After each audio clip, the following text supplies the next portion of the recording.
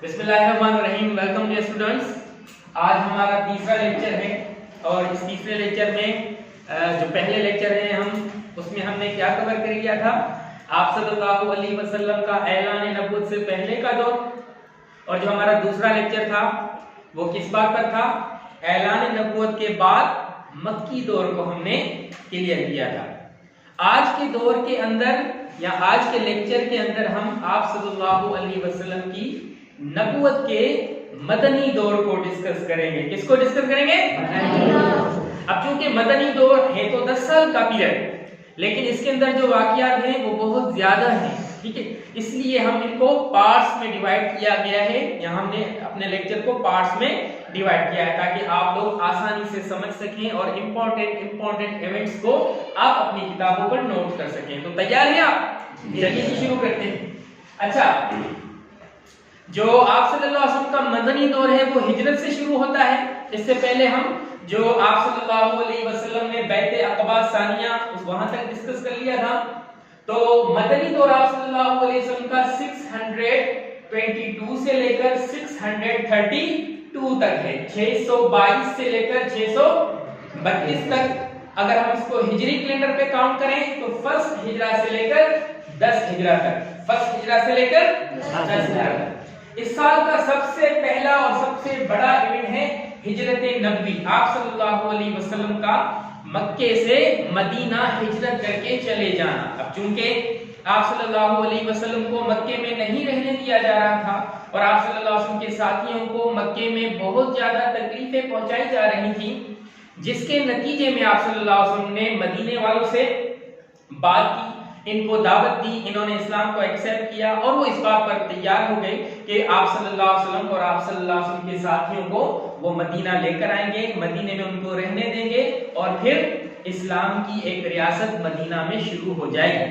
اس لیے آپ صلی اللہ علیہ وسلم نے 13 نبوی کے اندر بیعت عقبہ ثانیہ کے بعد اپنے صحابہ کو مدینے جانے کے لیے کہہ دیا تھا اور خود اللہ کے حکم کا انتظار کر رہے تھے. روایات میں آتا ہے کہ سب سے پہلے جس صحابی نے ہجرت کی ہے ان کا نام ہے ابو سلمہ. کیا نام ہے؟ ابو سلمہ. ان کا اصل نام تھا عبداللہ ابن عبد الاسد. انہوں نے سب سے پہلے ہجرت کی ہے. اس کے بعد آہستہ آہستہ صحابہ کرام رضی اللہ تعالی عنہ ہجرت کر کے مدینہ جانے لگے. پھر آپ صلی اللہ علیہ وسلم ہجرت کا انتظار کرنے لگے تو وہ گھڑی آ گئی جس میں اللہ جل شانہ نے محمد مصطفیٰ صلی اللہ علیہ وسلم کو ہجرت کی اجازت دے دی. لیکن مشرکین کو بھی اس کا پتہ تھا کہ آپ صلی اللہ علیہ وسلم مکہ چھوڑ کر مدینہ چلے جائیں گے اور یہ بہت بڑے خطرے کی بات تھی ان کے لیے، کیونکہ اس کے بعد آپ صلی اللہ علیہ وسلم کو اگر انہوں نے جانے دے دیا تو وہاں ایک ریاست قائم ہو جائے گی اور اس ریاست کے قیام کے بعد پھر کیا ہوگا؟ آپ صلی اللہ علیہ وسلم اپنے ساتھی اور صحابہ کے ساتھ مبادہ مکے پر حملہ کر دیں. لہذا اس خطرے کو انہوں نے بھانپ لیا. جلدی سے پھر مشرکین مکہ نے دارالندوہ میں ایک پارلیمنٹ بلائی، یعنی ایک اجلاس بلایا. دارالندوہ اصل میں ان کی ایک پارلیمنٹ مجلس شورا تھی جہاں سارے مل بیٹھ کر کوئی اہم فیصلہ طے کر لیا کرتے تھے. چنانچہ ابو جہل جو کہ اس کمیٹی کا اس وقت سردار بن رہا تھا، اس نے سب کو دارالندوہ میں بلایا اور وہاں پہ میٹنگ کا انعقاد ہوا. یعنی سوچا جائے کہ کس طرح آپ صلی اللہ علیہ وسلم کو ہجرت سے روکا جائے. تو چنانچہ سارے جمع ہو گئے، بڑے بڑے رؤساء اس اجلاس میں جمع ہوئے. تو شیطان بھی ایک بوڑھے کی شکل اختیار کی اور کہنے لگا کہ جی میں نجد قبیلے کا ایک بوڑھا شخص ہوں، مجھے بھی اس اجلاس کے اندر بیٹھنے کی اجازت دے دی جائے، میں بھی کوئی خاطر خواہ مشورہ ہی دے دوں گا. چنانچہ اس کو بھی اس اجلاس میں آنے کی اجازت دے دی گئی. یہ اجلاس شروع ہوا 26 صفر 14 نبوی بمطابق 12 ستمبر 622 کے اندر یہ اجلاس شروع ہوا اور یہ پہلی پہر اجلاس ہوا. اس کے اندر میٹنگ ہوئی. اس میٹنگ کے اندر ابو الاسود نے رائے دی کہ میری رائے کے مطابق آپ صلی اللہ علیہ وسلم کو ہم جلا وطن کر دیتے ہیں، کسی دوسرے ملک بھیج دیتے ہیں، پھر ان کا جو دل چاہے وہاں جا کر کریں. تو اس رائے کو شیطان نے ریجیکٹ کیا جو کہ ایک کوڑے کی شکل میں تھا. اس نے کہا تمہاری رائے بڑی کمزور ہے کیونکہ تم نے نہیں دیکھا محمد صلی اللہ علیہ وسلم کے کلام میں کتنی مٹھاس ہے. یہ جہاں جائیں گے وہاں والوں کو اپنا گرویدہ بنا لیں گے اور پھر ان کے پیروکار بڑھ جائیں گے اور یہ اپنے پیروکاروں کے ساتھ دوبارہ حملہ کر دیں گے. لہذا تمہاری رائے میں دم نہیں ہے.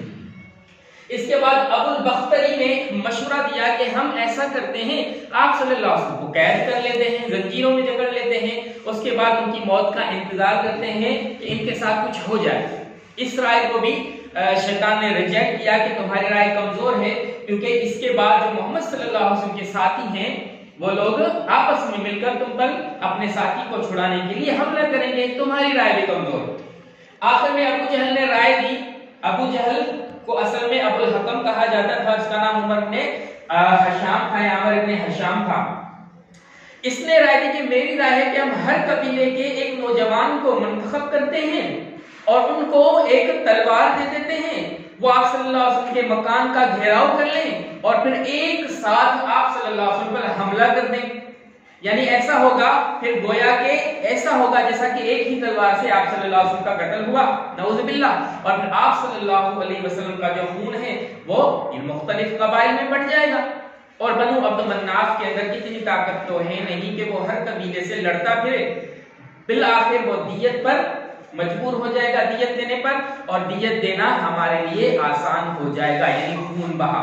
ایک شخص کے خون کی اس وقت قیمت 20 اونٹ ہوا کرتی تھی یا 100 اونٹ ہوا کرتی تھی، ٹھیک ہے، تو یہ ان کے لیے آسان ہے۔ تو شیطان کو یہ رائے بڑی پسند آئی، اس نے کہا کہ رائے تو یہی ہے۔ اس کے بعد پھر یہ طے ہوا کہ جی ہر قبیلے کا نوجوان آپ صلی اللہ علیہ وسلم کو کے مکان کا گھیراؤ کر لے اور رات میں آپ صلی اللہ علیہ وسلم کو قتل کیا جائے۔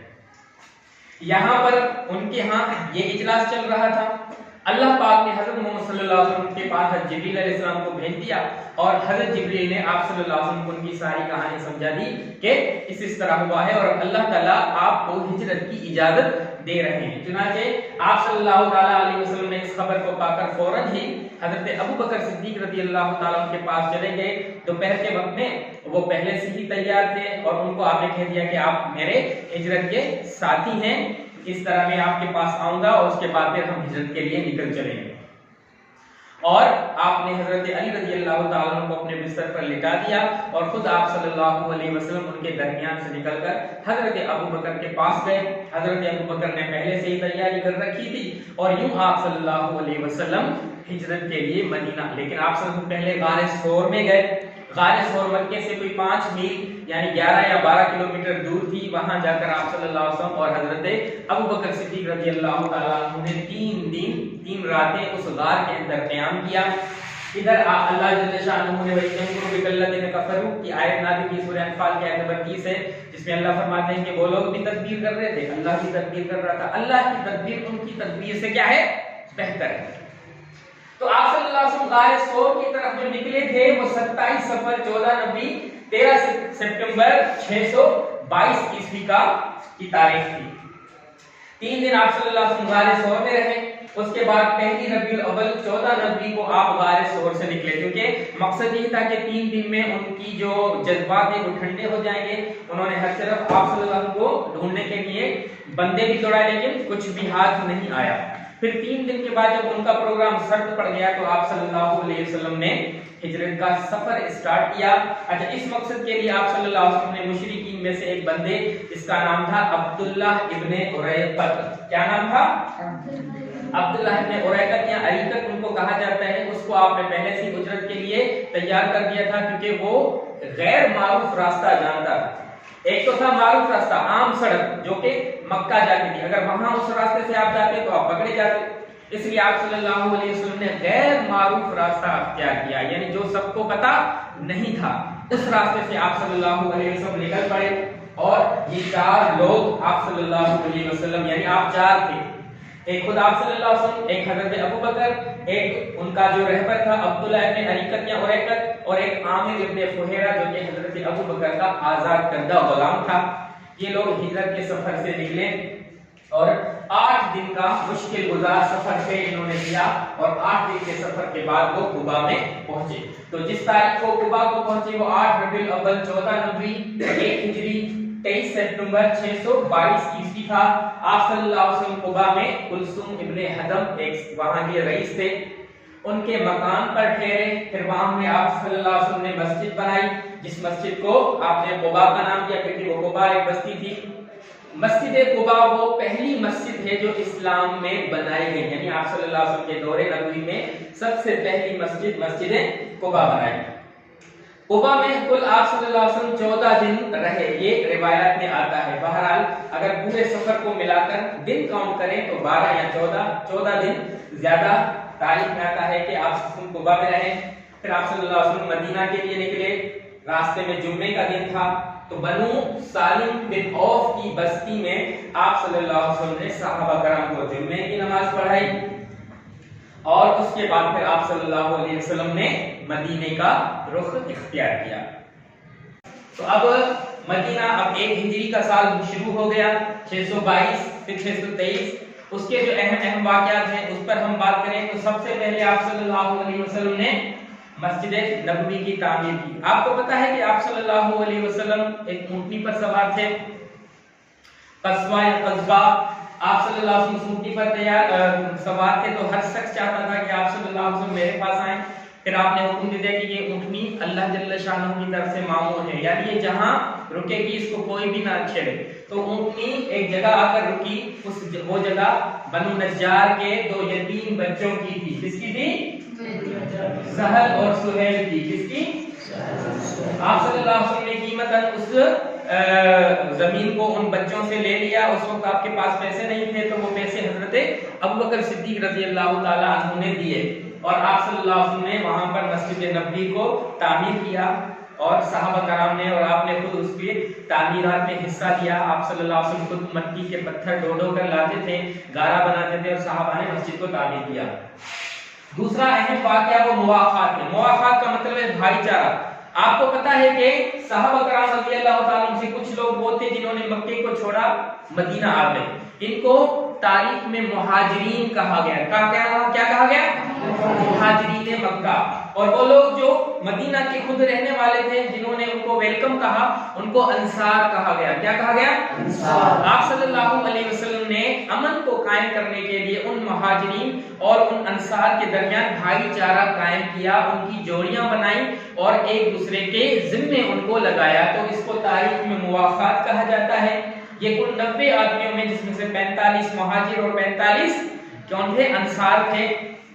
اہم جو مواخات تھی وہ حضرت ابوبکر کا حضرت خارجہ بن زید سے رشتہ مواخات قائم کیا گیا، حضرت عمر کا حضرت اتبان بن مالک سے، حضرت عثمان کا حضرت اوس بن ثابت سے، حضرت عبد الرحمن بن عوف کا حضرت سعد بن ربیع سے، حضرت زبیر کا حضرت سلمہ بن سلمہ سے، حضرت طلحہ کا حضرت کعب بن مالک سے، حضرت مصعب بن عمیر کا حضرت ابو ایوب انصاری سے، حضرت سلمان فارسی کا حضرت ابو درداء سے، حضرت ابو ذر غفاری کا حضرت منذر بن عمر۔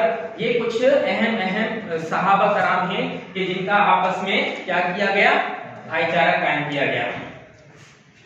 تو آپ صلی اللہ اچھا اس کے بعد جو ہے میثاق مدینہ، کہتے ہیں کہ یہ دنیا کا پہلا آئین ہے، پہلا آئین ہے۔ آئین کب بنتا ہے؟ جب کوئی حکومت ہو اور وہ وفاقی حکومت بنے، وہاں کے رہنے والوں میں آپس میں امن کس طرح قائم کیا جائے، اس کے لیے آپ صلی اللہ علیہ وسلم نے ایک چارٹرڈ بنایا۔ کیا بنایا؟ چارٹرڈ آئینی دستور، جس کو میثاق مدینہ کہا گیا۔ یہ بھی پہلی ہجری کا ہی واقعہ ہے۔ یہ کن کے درمیان تھا؟ وہاں پہ رہنے والے یہودیوں کے ساتھ اور مسلمانوں کے ساتھ آپ صلی اللہ علیہ وسلم نے امن معاہدہ کیا۔ آپ کو پتا ہے کہ وہاں یہودی کے 3 قبیلے رہتے تھے، ایک بنو قینقاع، دوسرا بنو نذیر اور تیسرا بنو قریظہ، ٹھیک ہے۔ اور ان کے درمیان آپ صلی اللہ علیہ وسلم اچھا اس میں جو آرٹیکل کیا گیا اس آرٹیکل کے 47 آرٹیکلز ہیں، ایسا گوگل پہ لکھا ہوا ہے۔ بہرحال ایک روایت میں 53 آرٹیکلز بھی آتے ہیں جس کے 12 کلاس ہیں، ٹھیک ہے۔ اس کے بعد پھر 1 ہجری کے اندر یعنی جو قصر نماز کا حکم نازل ہوا، 4 رکعت والی نماز 2 رکعت پڑھی گئی سفر میں۔ اسی طرح یہ اس پہلی ہجری کے اندر مشہور صحابی حضرت اسد بن زرارہ رضی اللہ تعالیٰ عنہ کی وفات ہوئی اور حضرت کلثوم بن حطب رضی اللہ تعالیٰ عنہ کی وفات ہوئی۔ تو یہ الحمدللہ جو ہے نا پہلی ہجری کے اندر جو اہم واقعات ہیں اس کو ہم نے بیان کیا۔ اگلے لیکچر جو کہ پارٹ 2 ہوگا اس میں ہم انشاءاللہ 2 ہجری اور 3 ہجری کو کور کریں گے۔ تب تک کے لیے اجازت اللہ۔